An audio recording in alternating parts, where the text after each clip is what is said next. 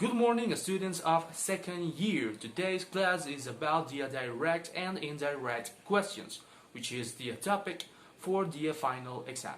You're going to see how to form those types of questions, and you're going to see in which situations you can use those.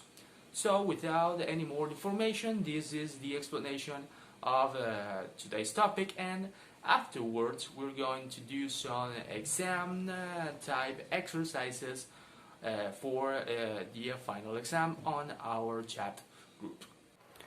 Direct and indirect questions. A direct question is a sentence that asks a simple question or a simple request. We usually refer to these type of questions as informal questions or simple questions, because this type of questions need to be used on people who we know well, because it doesn't have any formality, because we ask this question to friends or family. For example, where is the bank, or is he Italian? As you can see, the direct questions ask directly for information because it doesn't need to have any formality. On the other hand, the indirect questions is a more polite way to ask for information or a request. So we need to have a more formal situation, because we ask for these questions or requests to people who we not know very well, a stranger or even a co-worker.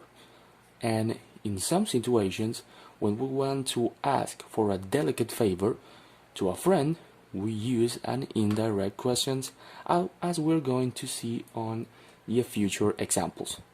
To form an indirect questions, we need to use expressions or phrases to begin the questions, as we're going to see next. Phrases for indirect questions. In here we have 6 examples of phrases that we need to use to begin an indirect question. Number 1, could you tell me? The example, could you tell me what time it is?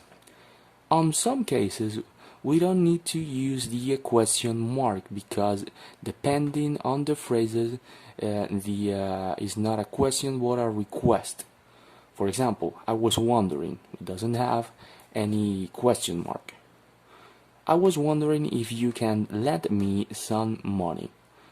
In here we don't have to use a question mark necessarily, because we are making a request to someone that we know. Then we have, I would like to know. For example, I would like to know, why is he working today? Another phrase, do you know? And this is the example, do you know where the park is? Number 5, do you have any idea? The example, do you have any idea who the new boss is? And at last we have, do you happen to know? The example, do you happen to know what time the field starts? And these are the 6 phrases that we can use to form an indirect question. To form a question in which the answer is yes or no, we need to use if or whether, plus a subject and a main verb. For example, could you tell me if or whether the museum opens on Mondays?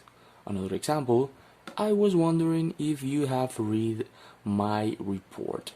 Now, as you can see, these types of questions, the answer for this type of questions are yes or no. In those cases, we need to use if or whether in the indirect question.